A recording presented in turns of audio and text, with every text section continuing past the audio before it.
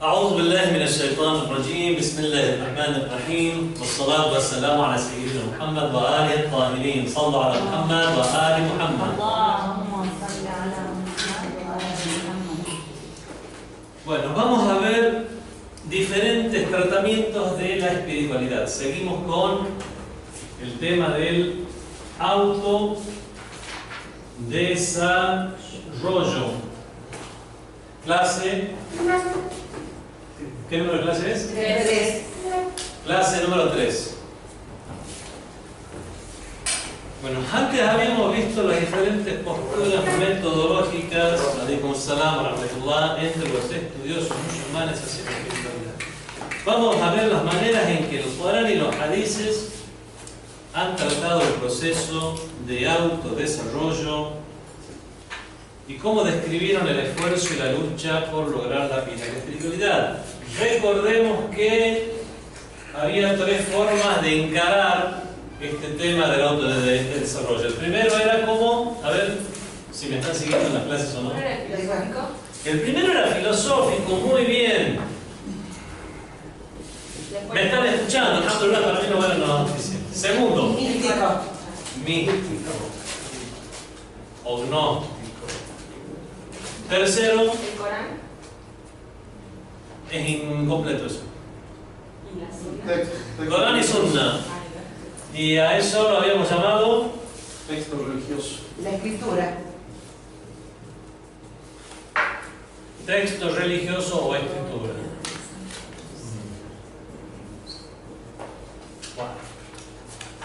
No importa. Ahora, no importa el orden, ahora lo que vamos a ver es el tema de cómo encaramos los métodos para la metodología de los musulmanes con respecto a la espiritualidad desde este punto de vista, desde el tercer punto de vista. La espiritualidad como una lucha contra el ego. El primer enfoque que hace tanto el Corán como los hadices es que enfocan la espiritualidad como una lucha contra el ego, siguiendo los pasos que, si ustedes recuerdan, habíamos visto en la primera clase, que era el de alejar el hawa. ¿Qué era el hawa? Pasiones mundanas, concupiscencia. Según este enfoque, la autoformación es una batalla interna contra el enemigo interior. Es un hadiz muy famoso, el que dijo el profeta del Islam cuando volvieron de una gran batalla. Cuando volvieron de la batalla, el profeta les dijo: ustedes acaban de venir del pequeño jihad, de la pequeña lucha. Y los compañeros venían todos heridos, cansados, hasta de la pequeña lucha. Ahora prepárense para la gran lucha. Si esta fue la pequeña, ¿cuál es la más grande? La gran lucha es la lucha contra el ego. Es la lucha contra el nafs. La palabra nafs en árabe tiene diferentes acepciones como la conocemos en castellano. Nafs. Se puede llegar a traducir como alma. Vamos a traducirlo como ego. Se traduce como sí mismo. A veces simplemente traducirlo como persona. Aquí obviamente se refiere a esta parte del alma humana. Si tiene partes el alma, es el ego. Es aquella parte del alma que tiende hacia uno mismo, que tiende al egocentrismo, que tiende a buscar todo ello que la complazca. Dijo el profeta del Islam: Marhaban biqawmin qadaw al-jihad al-asghar. Bien hecho por un pueblo que han cumplido con la lucha menor. وَبَقِيَ عَلَيْهِمُ الْجِهَادُ الْأَكْبَرُ. Y queda sobre ellos la lucha mayor. Se le dijo: mensajero de Dios, ¿cuál es la lucha mejor? Dijo: Jihadun nafs, la lucha contra el ego. ¿Ya he entendido eso de sí mismo, Es las diferentes traducciones que nosotros podemos encontrar para la palabra nafs. La palabra nafs a veces la encontramos en árabe y simplemente significa alma. Aquí la acepción que le estamos dando a la palabra nafs, porque van a encontrar el hadith en árabe ahí, es la acepción de ego. Y vamos a encontrar que sí, esto del Corán da la casualidad que el Corán y los hadices siguen la metodología que el Dr. Shumali dijo al principio. No, es que el Dr. Shumali se basó en el Corán y los hadices para establecer su metodología. Él y los sabios a los cuales él aprendió. Y es por eso que el profeta del Islam dijo, y ahí lo tienen en los apuntes, ¿qué significa jihad al-nafs? Como le preguntó a Abu Zar, le dijo a yujahid al-rajul nafsahu wa hawah, que combata, que la persona luche contra sí misma o contra su ego y hawah y sus concupiscencias. También dijo, en el Corán dice, وَمَنْ جَاهَدَ, en cuanto a aquel que luche, que combata, que se esfuerza. La palabra jihad viene de juhd. Juhd es esfuerzo. Muchos de los vocablos que se usan dentro de la terminología religiosa del Islam han sufrido una evolución y un desarrollo. Si vamos a ver al uso que tenían en el idioma árabe antiguo o en la época del profeta, vamos a encontrar muchos vocablos que no son utilizados de la misma manera. Por ejemplo, la palabra salat era sinónimo de la palabra dua, súplica. Cualquier súplica a Dios se le llamaba en ese entonces salat. Solamente que comenzó a adquirir una terminología en particular con el advenimiento del Islam, que es una forma específica, con posiciones, movimientos, posiciones de parado, de inclinado, de prosternado, de sentado, que sigue un ritmo, que sigue un orden, y eso es lo que conocemos hoy en día como salat. Saum o ayuno, o el siyam. ¿Qué era el siyam? Pero en la época que fue revelado el Corán, los árabes, ¿a qué decían? A la abstención. Abstenerse de algo era hacer siyam.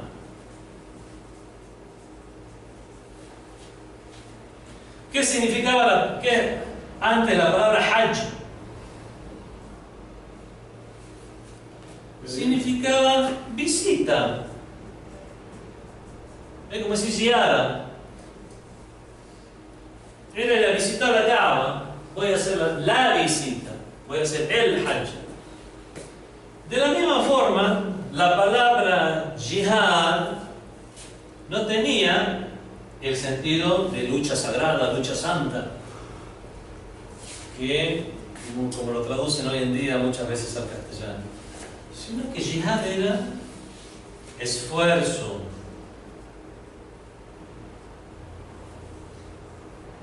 ¿Y de qué nos sirve eso? Nos sirve para que veamos a partir de qué vocablo adquirió esa acepción terminológica que usamos hoy en día. Al ser el rezo un dua, una súplica, esto es algo muy obvio y evidente. Pero aquí, y con respecto a la palabra jihad, es que no es una lucha cualquier lucha. Es aquella que se realiza con esfuerzo en pro de un objetivo noble. A eso es lo que se comenzó, a lo que se le dijo jihad. Y es por eso que se entienden mal las palabras del profeta cuando dijo: ustedes vinieron de la lucha menor o del jihad menor y ahora tienen que encarar el jihad mayor. En castellano también se entiende si usamos la palabra lucha y nada más claro, luchar contra uno mismo. Pasa que en árabe se entiende mucho más, porque es el esfuerzo interno que uno hace. Y muchos, por eso a mí no me gusta traducir eso como guerra santa. Guerra santa, ¿qué tiene guerra santa? Es el esfuerzo o lucha en un camino correcto. En este caso es por eso que se va a aplicar, sobre todo en las épocas en que no hay un profeta ni no hay un imán, únicamente a lo que es la defensa.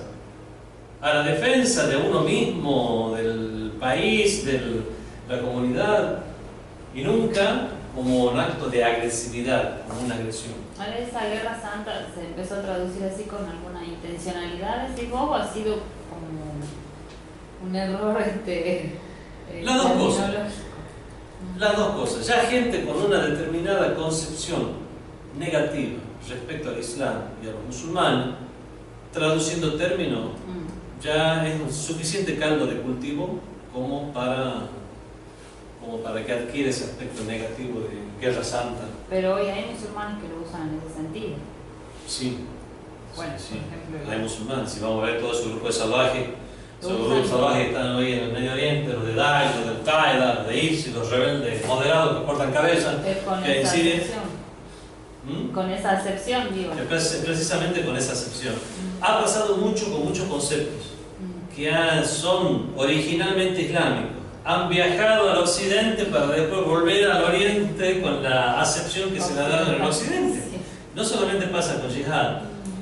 Uno cuando estudia todas estas cosas se encuentra incluso en la espiritualidad misma. Mucha de la espiritualidad original del Islam en la época del declive de la civilización islámica y el apogeo, no, podemos decir el resurgimiento de la civilización occidental después de la época medieval hizo que se intercambiaran los roles civilizadores del Oriente y el Occidente. En la época medieval era el Islam el que tenía la sartén por el mango con respecto a este tipo de temas. Leonardo da Vinci vivió en la época lo último de la época medieval, antes del Renacimiento. Siendo joven, se fue a estudiar los centros de conocimientos que había en esa época en Europa. ¿Dónde había un centro de conocimiento en Europa en la época medieval? Al-Andalus. Fue a estudiar al Andalus y él siempre fue orgulloso. Es como que hoy en día nosotros, sí, yo estudié Cambridge. Pongo una carita ahí. Bueno, en esa época él fue al Andalus. Es más, cuando volvió a Italia, ¿cómo volvió? Volvió con un turbante. Y era un honor para ellos, como decir, no, miren, seguro estuvo con el Andaluz, este hombre. Y venía con el turbante con la práctica incluso preferible para los musulmanes el rezo, que es sacar la colita del turbante y ponérsela por abajo del cuello, se llama tahta al-hinam. Hoy en día lo van a ver en Irán, muchas filmaciones de muchos sabios, ayatolás, están sentados ahí, cuando se quedan en el rezo, se sacan el turbante, se lo desarrollan y se tiran una colita ahí por abajo del rezo. Bueno, esos eran los sabios generalmente que tenían esa costumbre. Y desde esa época venía con el turbante con la colita de tahta al-hinam. Eso se mantuvo. Hay resabios de ese tahta al-hinam hoy en día en los sombreritos de aquellos que se reciben el cuadradito. ¿Por qué está esa colita ahí? Esa colita es un resabio de esa época. Estudien, vayan, vean, googleen y se van a dar cuenta que esa colita o esa tirita que queda en el sombrerito cuadrado es un resabio del tahta al-hinam, que era el orgullo de haber vuelto del Andaluz por haber dicho yo estudié ahí. Lamentablemente después se intercambiaron los roles. Después fue el declive de la civilización islámica, los musulmanes se dejaron corromper por el hawa, precisamente por el ego, por la concupiscencia y los placeres mundanos, al punto tal que cuando cayó el Andaluz, ¿quién era? Boabdul, ¿cómo se llama? Dice el príncipe Boabdil, si lo buscan ahí en Google. Se le atribuye a la madre de él una famosa frase cuando estaban escapando. Le dijo la madre a él, porque lo vio lagrimear, y le dijo: llora como mujer lo que no supiste defender como hombre. Esa es una famosa frase, porque no es verdad. Bueno, pero ya fue famosa, está en el libro de historia, ustedes vayan y busquen, googleen el tema, y era Boabdil. Resulta que cuando llegaron estos visigodos, ¿quiénes fueron? Llegaron hasta estas taifas, las últimas taifas que estaban en el Andaluz. Estaban ya prácticamente llegando a palacio, estaban ya irrumpiendo en el palacio y estos seguían en sus festicholas y orgías. Así podemos ver por qué cayó la civilización islámica. Fue porque estos se dejaron llevar por su concupiscencia. Y eso fue la causa del declive de la civilización del Islam. Con las guerras cruzadas y con muchas otras elementos más y factores más, la cuestión es que comenzó a resurgir de Europa, por no decir el surgir por primera vez, que se llamó esa época la época del Renacimiento. Se intercambiaron los roles y entonces comenzó a llegar el conocimiento desde Europa al Medio Oriente, lo cual era impensado hasta hacía muy poco. Y no es que llegaban conocimientos legítimos y genuinos, llegaban estupideces. Hay un, menos mal que no es famoso, un no famoso exégeta del Corán, que ni me acuerdo el nombre, pero lo ponen como ejemplo de este periodo, de esta época, en el cual llegaban estas ideas de esta Europa de que la Tierra era plana. Y este exégeta dice, bueno, como sabemos por los conocimientos científicos actuales que la Tierra es plana, y el Corán parece como que quisiera decir que la Tierra es rota o es redonda, esto podemos llegar, y comenzaba a hacer unas interpretaciones traídas de los pelos para tratar de imponerle al Corán de que en realidad decía que la Tierra era plana. Cuando el mismo Corán dice todo lo contrario, o lo que se infiere de las mismas salidas del Sagrado Corán es todo lo contrario. Eso uno lo estudia cuando estudia la exégesis del Corán, y una parte, un tema que se llama Tafsir al-Ra'i, cuando uno quiere imponer su propia opinión al Corán. En lugar de uno leer el Corán y ver qué quiere decir el Corán, que uno ya tiene una opinión formada y va a leer el Corán y trata de imponer esa opinión que tiene el Corán. Aquí dice esto, pero lo voy a interpretar así para yo imponerle las ideas preconcebidas que yo ya tengo. Eso se llama Tafsir al-Ra'i. Lamentablemente yo lo he visto hacer incluso en muchos estudiantes hasta de habla hispana, que llegaban, tenían una concepción respecto, por ejemplo, ¿cómo traduzco esta ley al Corán? Bueno, porque Maurice Foucault, el francés que se hizo musulmán, dijo esto respecto a esta ley, entonces seguro que esta traducción es así. Vemos el Corán que dice, no lo que dice Maurice Foucault y trata de imponerlo al Corán lo que dijo Maurice Foucault. Estamos haciendo igual que este otro, que como las teorías de su momento que venían de Europa, era que la Tierra era plana, vamos a ver cómo hacemos para acomodarlo esto a estas leyes que no me están ayudando. Eso se llama imponer la propia opinión al Corán, y es algo que cualquier religioso tiene que abstenerse de hacer. Lo mismo pasa con las normas de la legislación islámica. Hoy cuando vemos que hay normas que son realmente acordes a los tiempos, no es por una adaptación, por lo menos en el chiismo.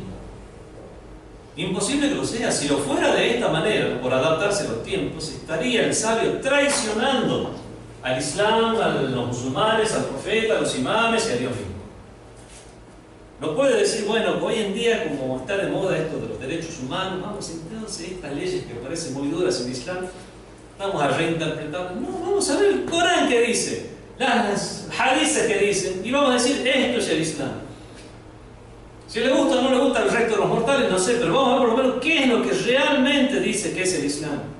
Si no le gusta, no lo acepten, o cámbiense de religión, pero por lo menos veamos realmente qué es lo que dice. Y no vamos a tratar de interpretar o cambiar. Gracias a Dios, todas estas normas que hoy vemos, que son acordes a los tiempos, no es porque los sabios las hayan interpretado. Si hicieran eso, estarían traicionando. Uno dice, bueno, pero antes consideraban a los cristianos impuros, hay hadices y todo. Y hoy vemos que los Jamenet, los Sistani dicen, no, los cristianos, los judíos, la gente libre son puros. están acomodando ahí a los tiempos. Hoy hay tanto contacto, interacción. Los musulmanes, si se guiaran por la regla de antes, no podrían ir al restaurante, no podrían comprar quesos en el supermercado, no podrían tomar mate con sus familiares que no son musulmanes o no son practicantes. No sé, ustedes, señores, ustedes adoptaron los tiempos también, ¿sí? Sí, reconozcanlo. No. Qué caprichoso, no quieren reconocer. Antes existía o no existía estas fatuas que decían que los cristianos y los judíos y la gente libre eran impuros. Sí. Ahora, ¿existe o no existe una fatua que dice que son puros? Sí. Sí. ¿No interpretaron y reinterpretaron? No. Explíquenme. ¿Así?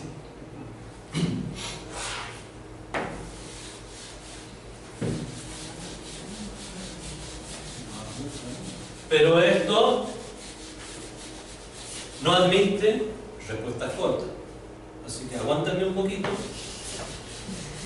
Si no quiere respuestas cortas, vaya, siga con sus prejuicios.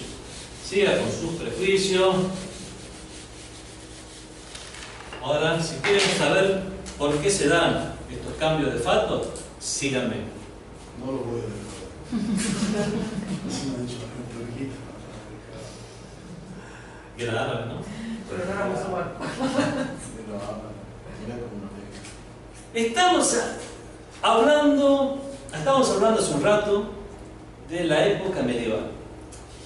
En la época medieval, el mismo Leonardo da Vinci sintió el orgullo y el honor de haber ido al Andaluz, porque eran las fuentes de conocimiento en ese entonces.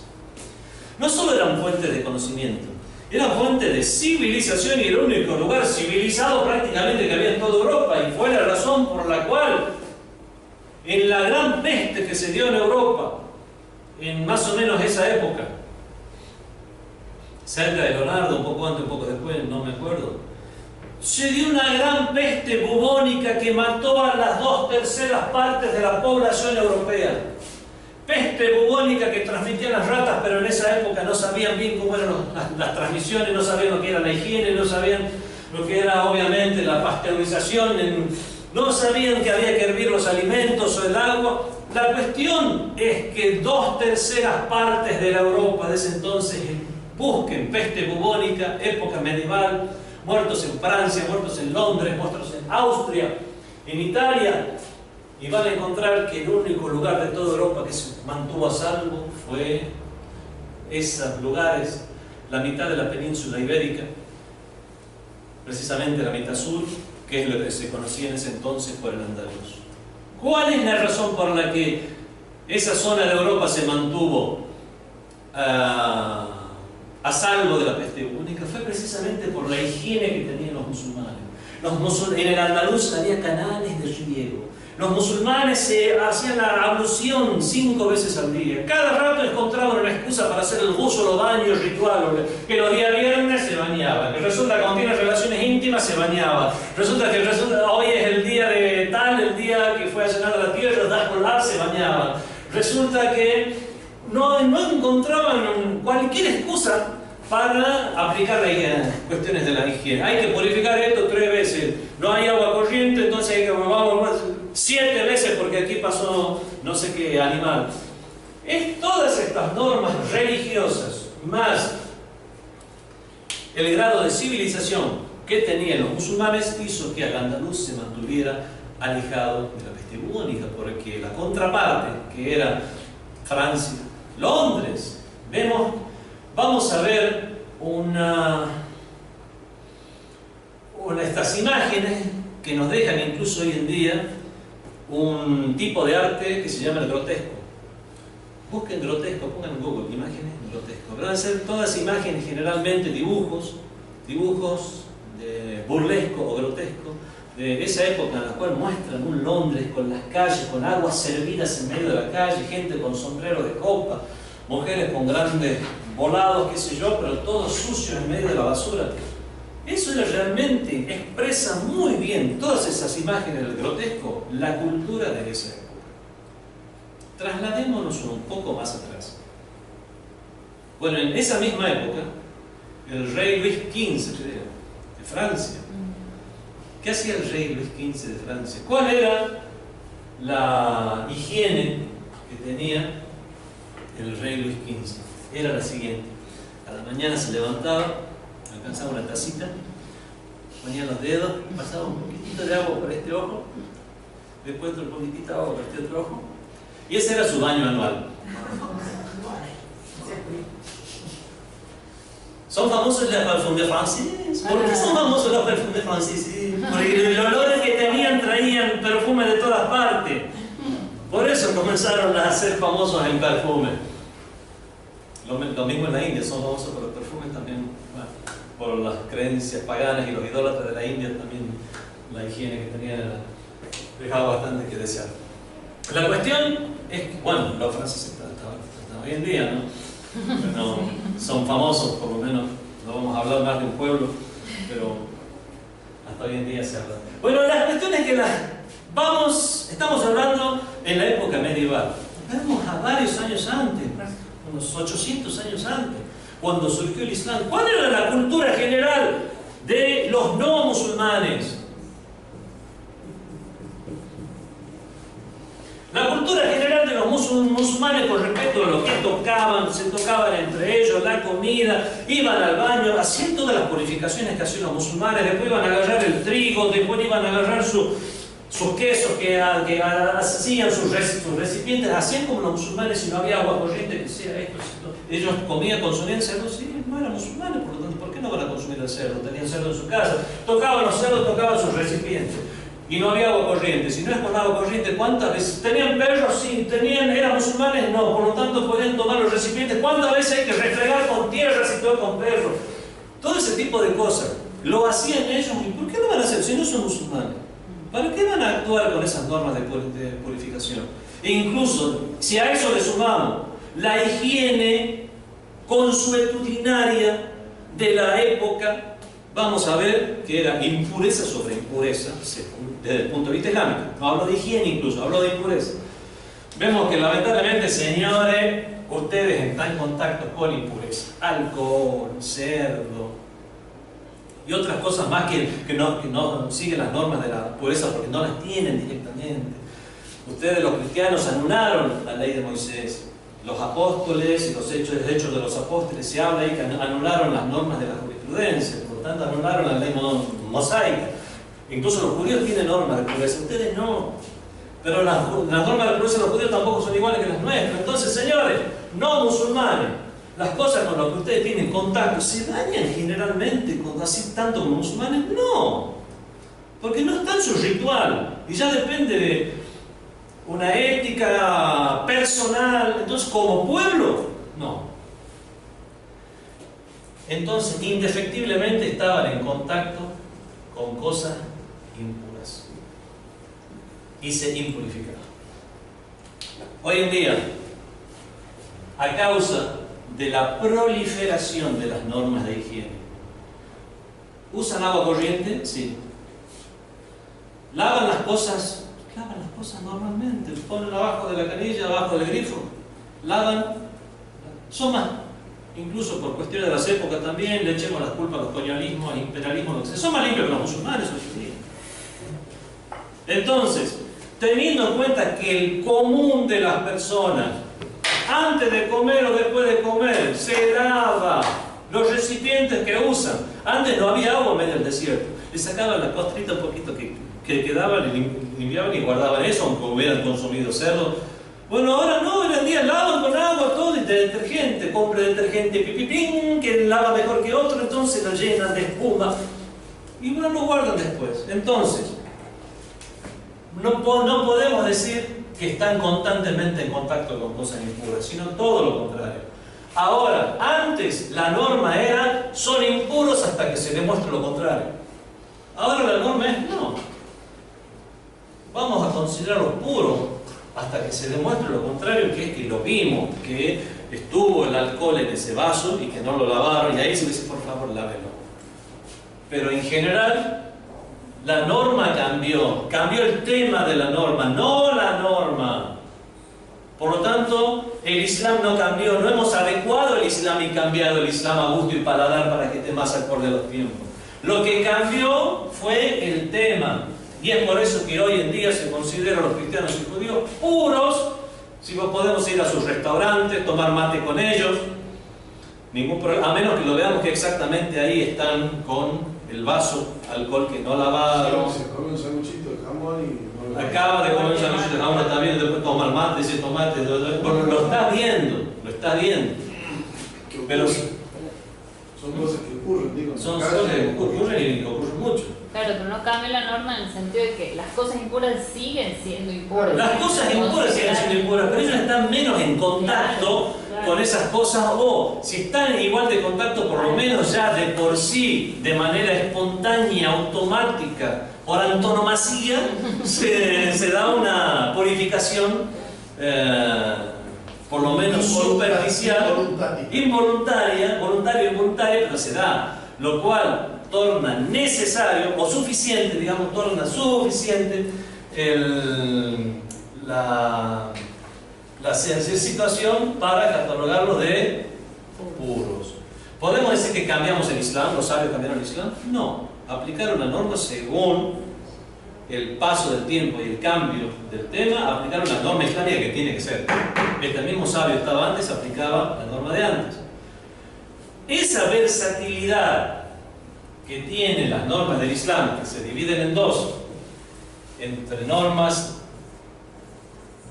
inmutables y las que son flexibles, que son la mayoría, las inmutables son muy pocas. Incluso estas inmutables pueden llegar a ser flexibles por temas.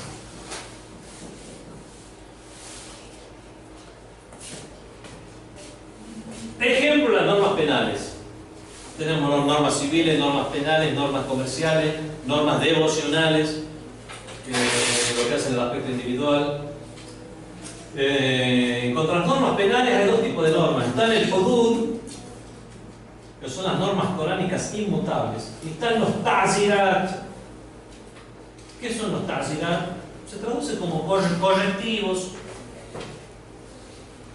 Los hudud son inmutables, obviamente cuando se reúnen las condiciones. Y el hecho de que se reúnan las condiciones, eso puede ser flexible incluso, y hacer que algunas normas hoy en día no sean de efectiva aplicación. Pero los ta'zirat son variables, tienen en todo caso un límite, un máximo, que es no alcanzar al hudud.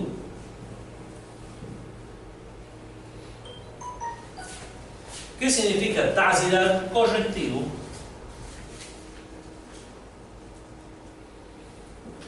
Estas ta'zirat, estos correctivos, un factor fundamental para la aplicación de este correctivo es la opinión del juez.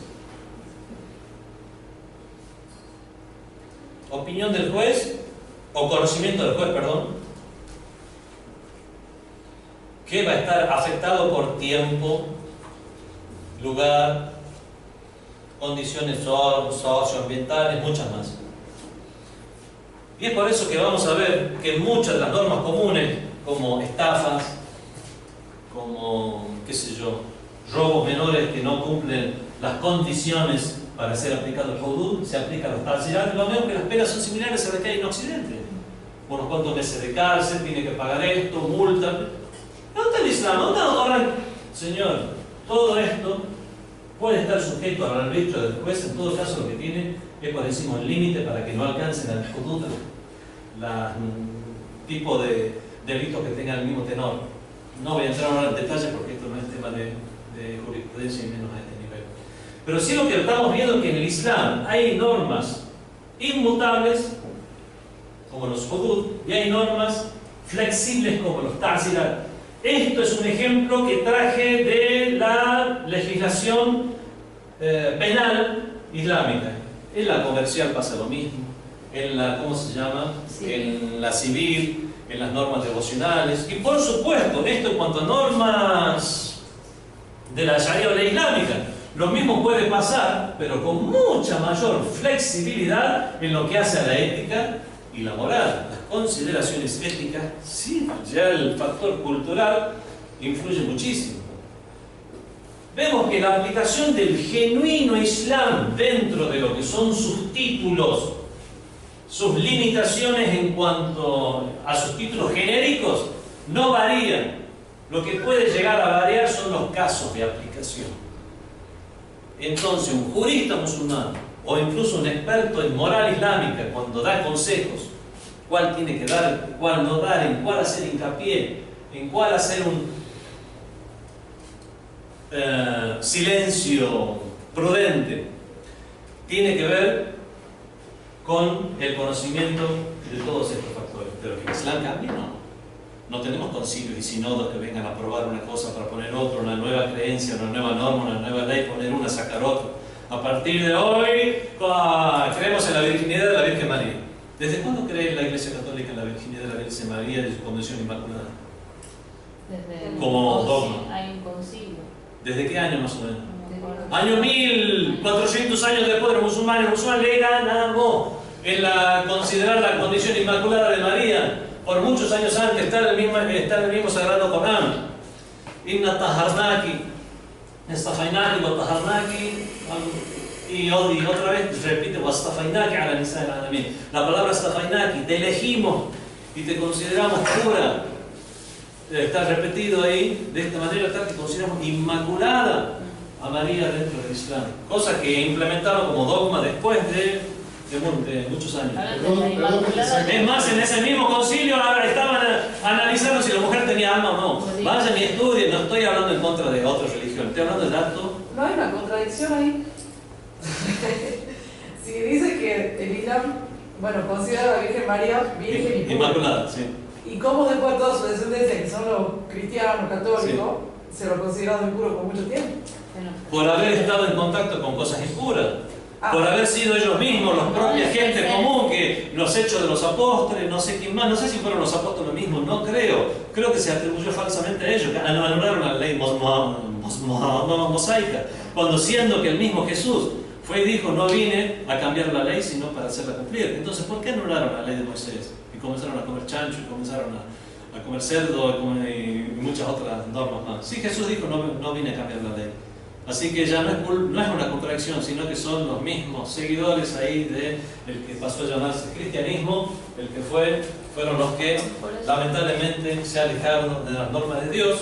Pero con respecto al tema de la impureza en general, fue la civilización lo que nos trajo al ámbito de la pureza. Pero por eso que el Antiguo Testamento es como la Torá, porque ellos, algunos cristianos que no saben. El Antiguo Testamento no es solo la Torá. Está la Torá, está los Salmos de David, ahí. La actualidad han vuelto a creer en su condición de no inmaculada mucho, ¿no?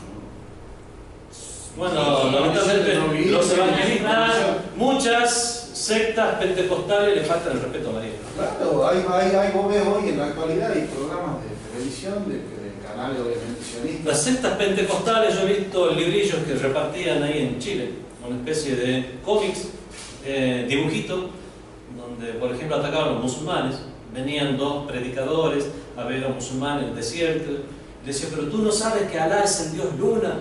Y el musulmán le decía, Dios mío, toda mi vida estuve equivocado, gracias a Dios. Estaba el dibujito, decía, bueno, si ahí se hizo evangelista, ¿no? Ahora, también hay otros que atacaban a la Madre María. ¿Tú qué te dices católico? ¿Por qué tal y tal cosa? Y dice, sí, María era solamente la Madre de Jesús, no tuvo otro rol y de ahí fue una mujer común y corriente, como las demás y nada más. Y entonces, por fin encontré la verdad. Bueno, eran dibujitos que realmente eran ofensivos.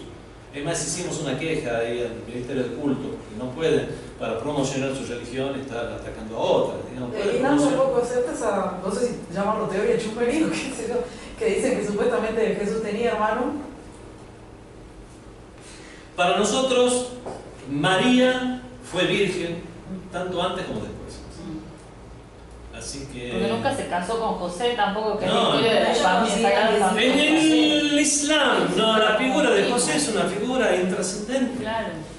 En el miniserie que hicieron de María o película de María, se muestra un primo de María que se llamaba José, pero no sé si eso realmente fue tomado de dónde. Realmente no tenemos la figura de José el carpintero, ni que tenemos un pesebre, el burrito. Los cristianos sí creen que es el papá de Jesús, ¿o no? No. Ellos dicen que fue el padre aparente. Es por eso que, ¿por qué? Bueno, resulta que antes los cristianos en las primeras épocas hablaban en clave. Como eran perseguidos durante los primeros 300 años desde que Constantino, el emperador romano, se hizo cristiano, fueron perseguidos los cristianos. Y hablaban entre ellos en clave, se enterraban en las catacumbas, qué sé yo, de ahí viene. Y entonces en las catacumbas tampoco ponían nombres, por ejemplo. José, el carpintero, fue padre aparente de Jesús, ¿sí? Según la teología, según la tradición cristiana.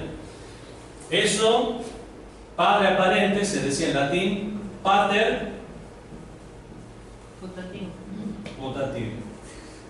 Entonces, para hablar en clave, a José, en lugar de decir José, para que nadie diga que somos cristianos, el nombre es José cristiano. ¿Qué es lo que hacían? Hablaban en código. Cuando se referían a José, ponían Pepe. Por eso ahí a José le dicen Pepe. A todos los José le dicen Pepe por eso. Sí. ¿Y cuál es la postura del Islam frente a la existencia o no del Espíritu Santo? El Espíritu Santo está en el corazón. Sí, pero o sea, no acepta la Trinidad, pero el Espíritu Santo es una persona. Hay interpretaciones en el Islam. La más genérica, la más general, la que más se acepta cuando se habla del Espíritu en el Sagrado Corán, se dice que es el ángel Gabriel. Simplemente eso, nada más. Otros dicen, no es el ángel Gabriel, es el Espíritu en general, pero no vamos a entrar en detalle de eso. Pero el Espíritu Santo como persona de la Trinidad, obviamente nosotros no lo creemos. En un Padre, en un Hijo y en el Espíritu Santo como persona de la Trinidad. Divinidad hay una sola, que es Dios. A partir de ahí no hay nada que tenga un carácter divino como Dios. Ni, en este caso, el Hijo, que no es un hijo de Dios. Hijo de Dios en el sentido que todos somos hijos de Dios. Padre nuestro también. Padre de todos nosotros. En ese sentido de hijo metafórico, sí. Somos todos hijos y mucho más aquellos que le obedecen como Jesús y los profetas. En cuanto al Espíritu, sí es el ángel Gabriel, también creemos en el ángel Gabriel.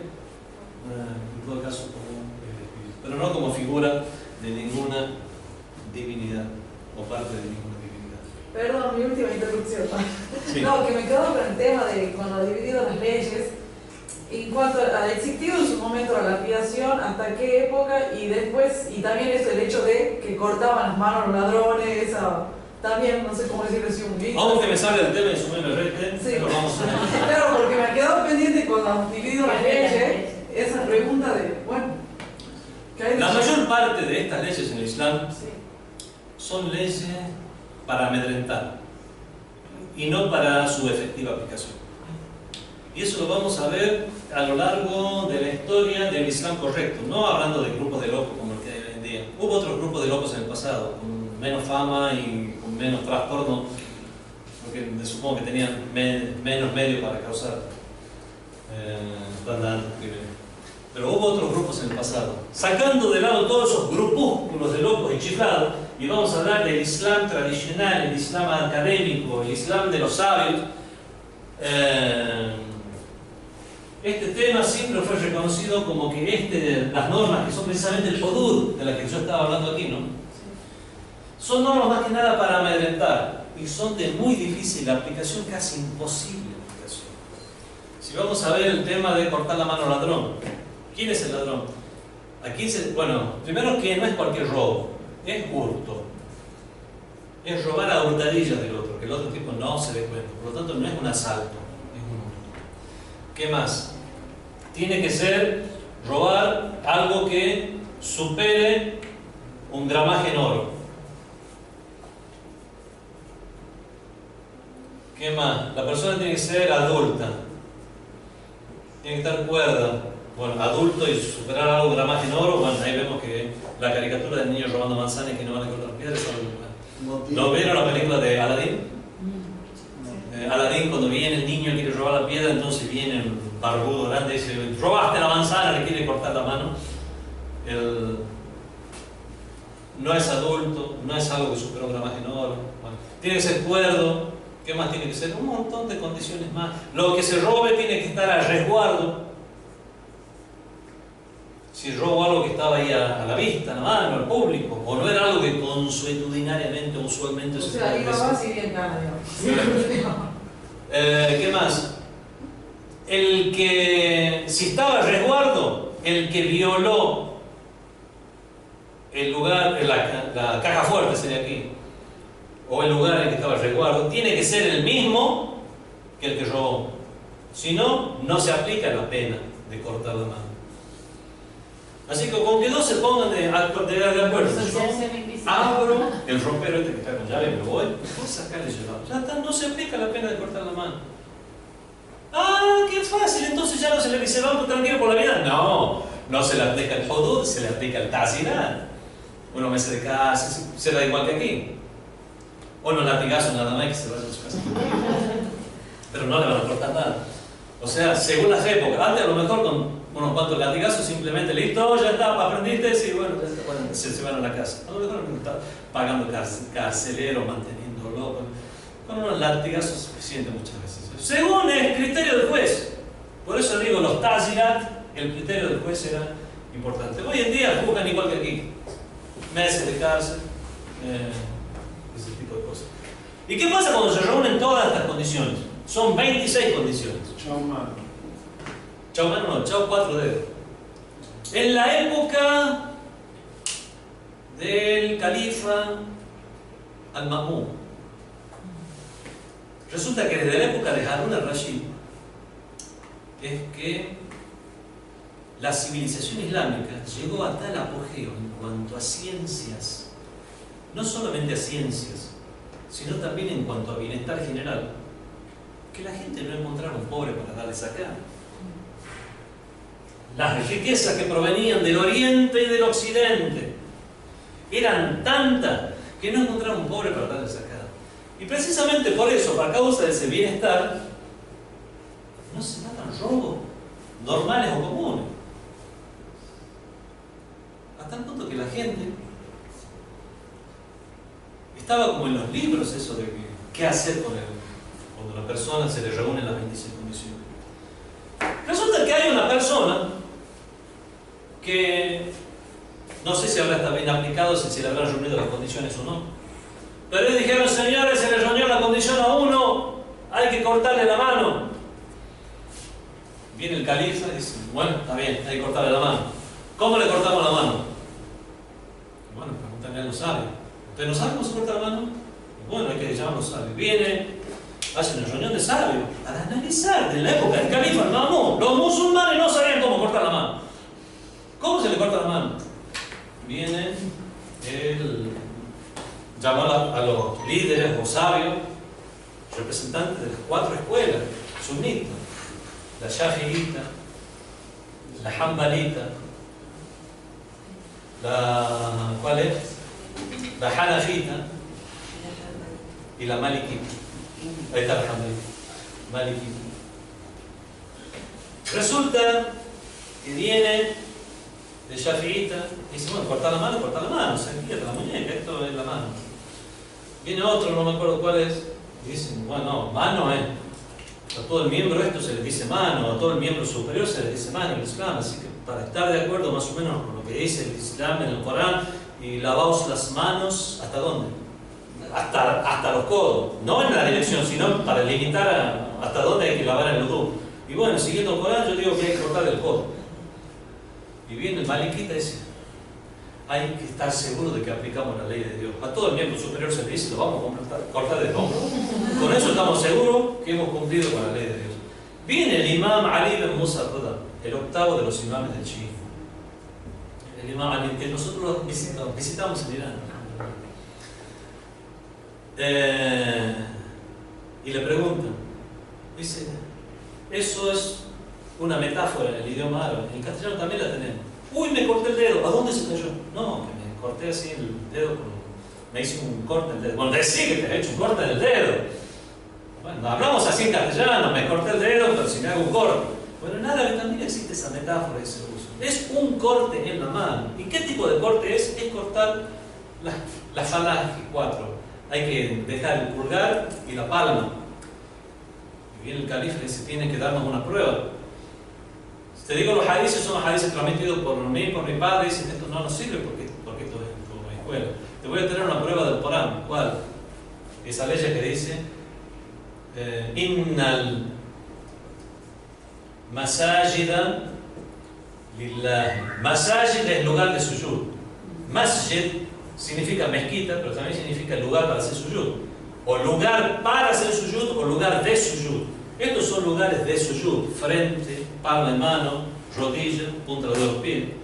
Entonces dice: Innal masajid lillah. Estas son privativas de Dios, por lo tanto hay que dejarle la palma de la mano. Le aceptaron al imam Ali ibn Musa, ¿verdad? Y el califa Mamun se lo aceptó. Después le hicieron cualquier cosa. Esta historia, podemos extraer muchas cosas de esta historia. Primero, que cuando dice el Corán, lavaos la mano hasta los codos, y la tiene sentido de hacia y de hasta también, cualquiera de los dos, y eso lo podemos sacar de las poesías árabes. No es como, lamentablemente, las escuelas sunitas dicen, ahí dice, ila al marafe, hay que lavar así, de la mano hasta los codos. Señores, el Corán dice lavar la mano. Entonces, como se le dice a todo al miembro superior mano, entonces, ¿y la mano hasta dónde? Bueno, hasta los codos. No es un hacia los codos. Ahora, ¿cómo la lavamos? La lavamos así, para abajo. ¿Por qué? Primero, porque da el idioma árabe de que ila es hasta y no hacia. Y eso lo podemos sacar de las poesías de antes del Islam, durante el Islam, de los Muhadramun, que son los poetas que convivieron tanto antes del Islam como después del Islam. Van a encontrar el sentido de ila, de hasta. Y segundo, en esta historia sacamos eso, que a todo el miembro se le decía mano, por lo tanto lo que hizo el Corán fue delimitar el proyecto. Eso es una cosa muy importante que sacamos de esto, para hablarle a los demás de por qué el shiismo es lavar la mano así, y que el ir al marafiq significa hasta aquí. Segunda cosa que sacamos es lo siguiente: que no era común aplicar estas penas, que era dificilísimo que se le reúnan a uno estas 26 condiciones. Si el que robó es padre de la víctima, tampoco se le aplica. Si hubo un montón de condiciones más. Si no conocía la norma, tampoco. Una persona, yo no sabía, era un pobre beduino, ignorante, que no tuvo contacto con la civilización. Ahora es difícil que esas cosas se den, pero también, si realmente el juez puede llegar a establecer, sí, realmente este tipo, un ignorante total, que no tenía idea de este tipo de que existen este tipo de normas, tampoco. 26 condiciones son. Esta historia nos da la pauta de que no eran normales. Todo el mundo dice, los musulmanes que vienen, ojalá que fuera como los países musulmanes, que cortan la mano así cada vez que una persona roba. No es así. Lo que existe en el Islam es las leyes de amedrentación. Sería, qué mal ejemplo te voy a dar, como la bomba atómica que lo tienen los americanos, pero no la quieren usar nunca, porque saben que el día que ellos la usen se termina el planeta. Pero la quieren tener para amedrentar al otro. Y ellos mismos, mientras la tienen, ruegan no usarla nunca. Porque se acabó la gallina del huevo de oro, así ¿para qué la vamos a usar?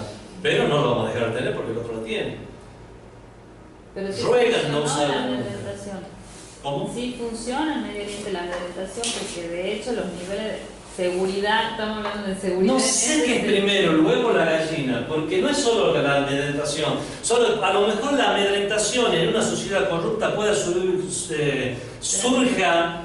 sea el factor fundamental para eliminar la inseguridad por un tiempo. Y después de ese tiempo, cuando ya se convirtió en cultura, ya no podemos decir que el factor sea la amedrentación. Primera vez que hice el Hajj, año 1997, no sé, por ahí. Resulta, después de la Meca, sí, fuimos primero a la Meca, después vamos a Medina, la mezquita del profeta, qué lindo. Ahora ya no existe lo que voy a decir, porque ya ahora es otro patio. Me doy la vuelta, negocio de oro, un negocio de oro. El segundo, ¿de qué es? De oro también. El tercero, ¿qué es lo que venden? Oro. El cuarto, todos son como 300 metros, son cuadras de 300 metros, no son cuadritas de 100 metros como tenemos aquí. Y son como kiosquitos chiquitos cada uno. Vende oro, vende oro, vende oro, vende oro, vende oro. Casi todo lo mismo, algunos tienen cosas más lindas, otros más feas. Mientras estamos viendo eso, Allahu Akbar, Allahu Akbar, es la hora del salat. Lo que tiene de bueno esta gente, inmediatamente se va a hacer el salat, sobre todo lo que viene cerca del mezquita. ¿Qué hicieron todo? Pusieron todo adentro, tiraron la vitrina para adentro, cerraron persianas. No. Sacaron una telita de adentro que decía fui a rezar. Arriba, ¿no? Uno se quedó mirando todo este oro en la calle. ¿Alguien se anima? ¿Alguien tiene ganas? No que se anima por miedo a algo. Si a alguien le interesa. ¿A alguien le interesa robar? Ya tienen la cultura para no hacerlo. Después de siglos y siglos y siglos de considerar el hurto como algo increíblemente malo. No sé qué fue primero, el huevo o la gallina. Pero ya, para ellos, es más. Yo cuando vivía en Com, iba a veces temprano a la universidad. A veces tenía clases a veces justo después del fallo. Entonces salía de la mañana temprano que pasaba por negocios, por almacenes, que pasaban los camiones repartiendo la mercadería. ¿Qué hacían? La bajaban en la carrera y la dejaban a la par de la persiana. Se iban. Lo mejor eran las 6 de la mañana, el dueño de la almacén y la mercadería vendía como a las 9 a abrir el lugar. ¿Alguien tocaba eso? Nadie tocaba Bueno, eso. acá en Argentina hasta el año 70 por lo menos también se podía. O sea, Algo que tenía que cambiar en mi casa. Antes me funcionaba el amedrentamiento, ahora ya no. pero ahora O sea, eso no es una cuestión que dependa del amedrentamiento nomás. Hay lugares que yo pasaba, eran bien oscuros, eran donde hicieron las casas de los estudiantes, que realmente era un lugar alejado realmente. Y uno pasaba por esos lugares, podían sacarlas y no había cámaras ni nada por el estilo, menos en Irán de posguerra en esa época, 90 y algo que estoy hablando. Entonces vemos que no es una cuestión ahí porque le tienen miedo a las leyes o porque se les reúnen las 26 condiciones, que no se reúnen nunca. Realmente está la cultura de no tocar eso, no tocar algo que es de otro. No sé qué es primero, el huevo o la gallina. Tal vez en la primera generación y por unos meses puede haber funcionado el amedrentamiento. Después se convirtió en cultura. ¿Y cómo me he ido por las ramas? No me acuerdo ni a dónde quería llegar.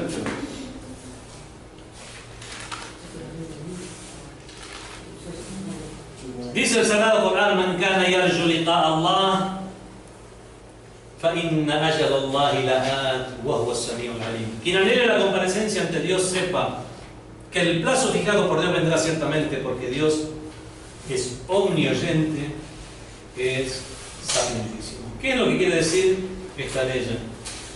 Aquí nos referimos a un concepto espiritual que es compatible o congruente con la ley del yihad que habíamos leído hace rato,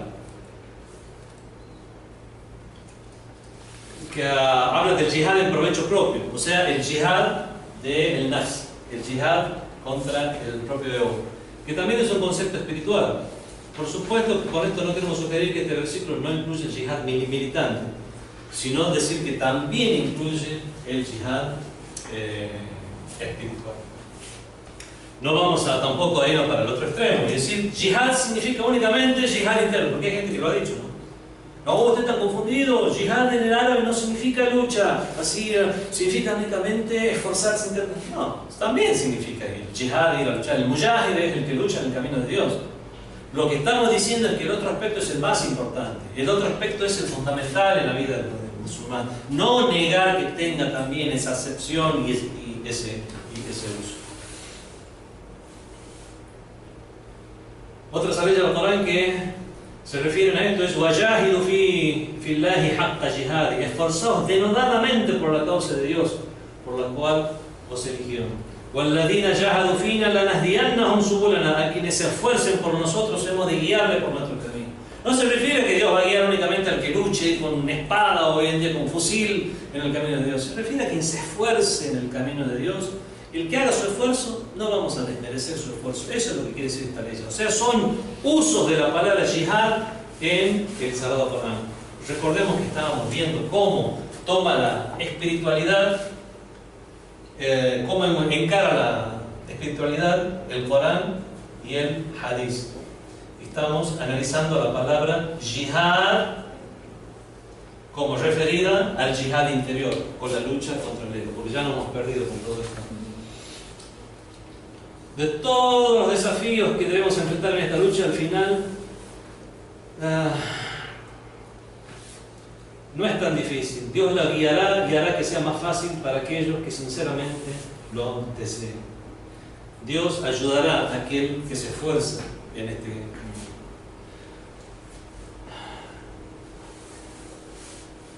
Otra de las formas que tiene que se enfoca el tema de la espiritualidad es enfocar la espiritualidad como una medicina o curación. Medicina no es solo aquello que cura los cuerpos, sino también aquello que cura las almas. Tanto desde el punto de vista netamente espiritual, como desde el punto de vista no material, pero aún mundano, que es el punto de vista anímico. Avicena fue uno de los primeros médicos y como tal, como especialista en medicina, trató a personas dando diagnósticos realmente muy raros para su época. Él estuvo a la vanguardia de tratar aquellos síntomas psicosomáticos, aquellas realmente síntomas que realmente tienen un origen anímico. Había un muchacho, no sé si era una persona, hijo de un rico o hijo de un gobernante, no sé, que no se curaba con nada, estaba siempre enfermo y débil, siempre, no sabía si estaba gripado, si tenía algún tipo de enfermedad rara que no se curaba nunca. Lo fue a ver a Avicena y todos los médicos también le traían pociones de esa época, lo trataban con diferentes yuyos. Después de un rato Avicena que estuvo con él realmente tenía fiebre, realmente sudaba un montón, no le hacían bien. Estás enamorado. Sí, le decía. Realmente muchas, podemos decir, hay cuestiones que pueden ser tratadas porque tienen un origen anímico y muy cercano a este concepto son aquellas dolencias que su origen, más que anímico, lo vamos a llamar, tienen un origen espiritual. ¿Hay enfermedades espirituales? Sí. Otro enfoque es considerar la espiritualidad como un tipo de medicamento para nuestra alma o espíritu. Los problemas espirituales son descritos como una enfermedad y por lo tanto necesitamos tratarnos con medicamentos especiales y tratamientos especiales acordes a la enfermedad. Si lo reconocemos a todos estos vicios del alma como una enfermedad, sabemos que debemos tratarlo y buscar el tratamiento adecuado y necesario. Hay algunos que son como el cáncer hoy en día. A veces no es curable. Lo que sí es tratable para que no avance, o para que avance lo menos posible, bueno, así, pero no lo elimina directamente el tratamiento. O si, en todo caso, hay otras cosas que pueden ser eliminadas a largo plazo. Hay defectos así que pueden no ser tratados para ser curados inmediatamente, sí. Uno, envidia. Nadie puede decir, yo ayer leí el Corán y realmente me inspiro mucho. Ya está, estoy decidido, a partir de mañana ya no voy a ser envidioso. ¿Es tan fácil? No es tan fácil. Pero lo que hace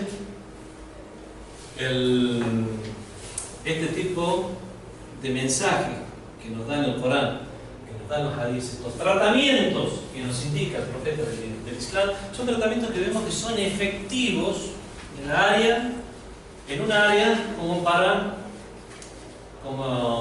para que nos sirvan en nuestra vida, no hacer daño a los demás. Dices, Rufi'a min ummati, no se le considera como pecado a mi comunidad 7 cosas, no me acuerdo ahora las 7 cosas, pero dice, uno, aquello que se imaginaron mal de otro pero no lo llegaron a expresar, no van a ser castigados al día del juicio final. Si lo llegaron a expresar, van a hacer algo que realmente darle efectividad a ese pensamiento, a ese mal pensamiento, sin pruebas, sí van a ser, pero si no lo hicieron efectivo, no va a ser considerado. Otro, aquello que hagan por descuido. Y si hice algo mal, no, descuido. Y no se le va a considerar cuando envidien algo. En tanto no hagan efectiva esa envidia. Si envidias, no hagas el mal. O sea, manténetela adentro. No la hagas efectiva. Eso es un consejo que uno va trabajando el tema de la moral y después, inshallah, eso ya se va a solucionar. Pero decir a partir de hoy ya no voy a ser más envidioso, eso no es algo que funcione de esta manera. Pero no estar de decir yo tengo la suficiente virtud moral como para que, a pesar de tener este sentimiento negativo hacia esta otra persona por el hecho de tener algo que yo no tengo, algo material o algún aspecto, algún rasgo, por lo menos no voy a hacer efectivo eso. Lo voy a mantener en el ámbito mental, anímico y nada más. Las tradiciones religiosas nos aseguran que va a terminar siendo curadas en vida, si es que uno procede de esta forma. Allah subhanahu wa ta'ala nos va a dar el éxito necesario.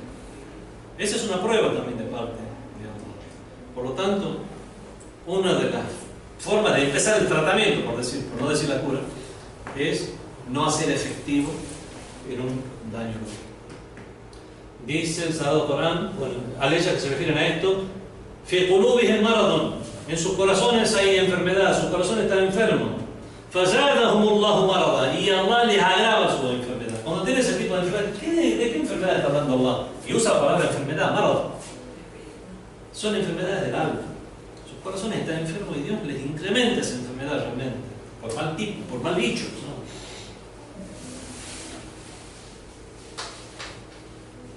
Habla de enfermedad y también habla de salubridad o sanidad. Dice el Sagrado Corán, يَوْمَ لَا يَنْفَعُ مَالٌ وَلَا بَنُونَ, es el día que no serán beneficiosas ni la hacienda ni los hijos, إِلَّا مَنْ أَتَى اللَّهَ بِقَلْبٍ سَلِيمٍ, salvo quien comparezca ante Allah con un corazón sano. Habla del corazón sano, así como hablaba de enfermedad, ahora habla de un corazón sano. Allah subhanahu wa ta'ala usa estas palabras, primero metafóricamente seguro, pero un uso no metafórico sería considerar también a esos estados del alma como una enfermedad, y ahí ya no sería metafórico el uso. Bueno, y menciona, ustedes ya lo van a ver ahí, muchas otras aleyas más como ejemplo de los usos del Corán y de considerar eso como enfermedad.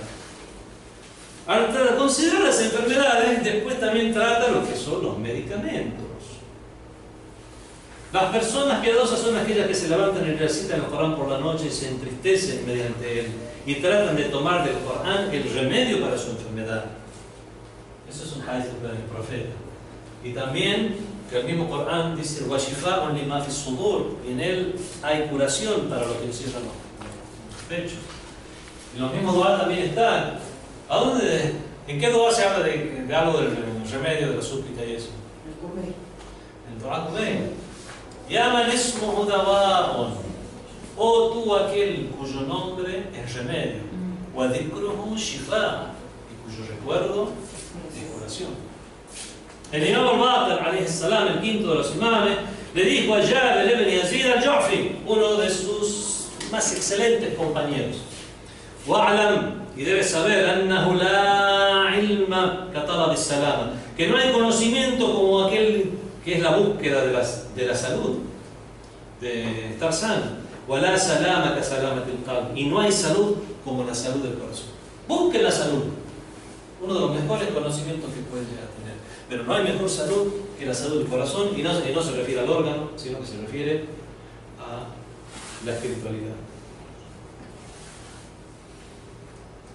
¿Cómo se refiere a Allah subhanahu wa ta'ala? No, ¿cómo se refiere a Ali, alayhi salam, al profeta? ¿Cómo lo describe? En Nahjul Balagha, el imam Ali describe al profeta de la siguiente manera: el profeta, tabibun dawwarun bitibbi, era como un médico ambulante con su medicina. O sea, era como un médico que iba a las casas de la gente a ver quién necesita curación, quién necesita medicina. Así es como compara el imam Ali al profeta. Tabibun dawwarun bitibbi, un médico ambulante con su medicina. Qad ahkama marahimahu, que ha dejado listos sus ungüentos y calientes sus instrumentos. Él los utiliza siempre que surge la necesidad de curar los corazones ciegos. Obviamente que son metáforas: corazón ciego, a los oídos sordos y a las lenguas mudas. Siguió con sus medicinas las manchas de la negligencia y los lugares de perplejidad. Hay traducciones mejores. El mismo Sagrado Corán habla, cuando se refiere a personas que están extraviadas, el Corán dice: summun bukmun umyun, son sordos, son mudos, son ciegos. Hay personas que eran sordas, ciegas o personas que no podían hablar con la verdad, y el santo profeta utilizó el medicamento apropiado para curarlo. El imam Mahdi, Ajjalallahu ta'ala Fajralahu al-Sharif, que es el imam de nuestra época, desempeña un papel importante, y si Allah le place, podemos recibir cura a través de él. Es un imam. Uno dice: ¿de qué sirve un imam oculto? Tiene muchos usos el imam oculto. No es algo que está simplemente de adorno esperando el día de su manifestación. Hay hadices que nos hablan del imam oculto como que es como el sol atrás de las nubes. Cuando está nublado, dice: ¿para qué sirve el sol? Claro que sigue sirviendo el sol. Nos sigue haciendo llegar de manera indirecta toda su luz, su calor, el hecho de que siga habiendo vida en la tierra, a pesar de que está nublado, aún cuando no lo podamos ver. Todas las funciones del imam oculto son las mismas funciones que tiene el imam en presencia. Tal vez la comunicación con él no sea directa, pero será indirecta. Y entonces tendremos una comunicación, inshallah.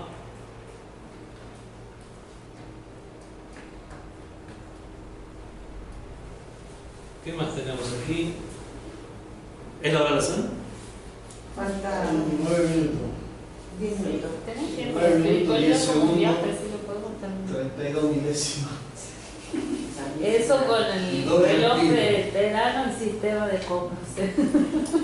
Conclusión. En esta parte hemos discutido la espiritualidad o el proceso de autoformación como una especie de batalla, como un jihad, una lucha contra la propia alma, contra el propio ego. ¿Cómo? La espiritualidad como un viaje que falta. O sea, entonces, punto Ya llegó a la 3. conclusión de que No, ya no. Es que ya hay hambre. ¿A dónde está? No, podemos aguante un poquito. ¿Hay aguante? Sí. Tercero, la espiritualidad como un viaje. En la literatura islámica también tenemos la espiritualidad, se la describe como un viaje. Es más, en muchas traducciones se habla del peregrinaje espiritual. Al peregrino espiritual viene de la palabra en árabe salik. Salik es la persona que marcha en un camino, que marcha en un sendero. Seidu suluk se dice en árabe. El seir es la marcha, suluk es marchar con una forma, con un método apropiado. Siempre usando la metáfora del viaje. Es descrita como un viaje. Debemos considerarnos todos como peregrinos, como transeúntes. Todos nos hemos embarcado en un viaje lejos de Dios. Esto lo encontramos en la ley que dice: Inna lillah, somos de Dios, wa inna ilayhi raji'un, como si estuviéramos en un lugar y tenemos que volver hacia Dios. Esta ley usa la metáfora del viaje, que hay una marcha, hay un volver. Cuando emprendemos el viaje, nuestro destino es claro. Ya sabemos que hay un viaje, sabemos a dónde ir. Cuando no sabemos que hay un destino y no sabemos que tenemos que emprender un viaje, estamos confundidos, desconcertados en medio de un camino, caminando por todos lados. Pero cuando ya sabemos que hay un viaje, que hay una marcha, que hay un principio, que hay un final, tratamos nosotros de alguna manera, tal vez por nuestras debilidades, por nuestros defectos, dentro de esa marcha y dentro de ese sendero, tenemos un paso adelante, 2 pasos atrás. Nos quedemos en el camino, pero mientras tengamos el objetivo, sabemos que mientras tengamos una marcha, vamos a caminar en el sentido correcto. Eso es como una esperanza para aquel que es pecador. Si es pecador, pero conoce el camino, tiene una esperanza. Soy musulmán y sé que el embriagante es prohibido, pero a veces lo consumo. Es una diferencia muy grande con aquel que dice: soy musulmán y como tengo ganas de tomarlo, yo digo, el embriagante no es prohibido. El primero tiene un camino, a pesar de cuando dé un paso adelante y un paso atrás. El segundo perdió el camino. Está desconcertado. No sigue una marcha clara. No sabe cuál es su origen, cuál es su destino, cuál es el sendero. Obviamente, el que sabe cuál es el sendero y marcha y no da pasos atrás, alhamdulillah.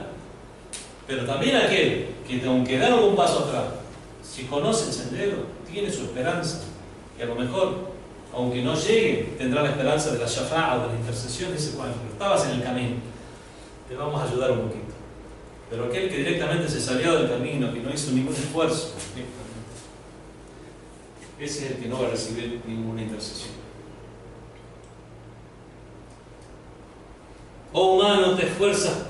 La ley del Corán, ya ayuha al-insanu innaka kadhan ila rabbika kadhan famulaqih.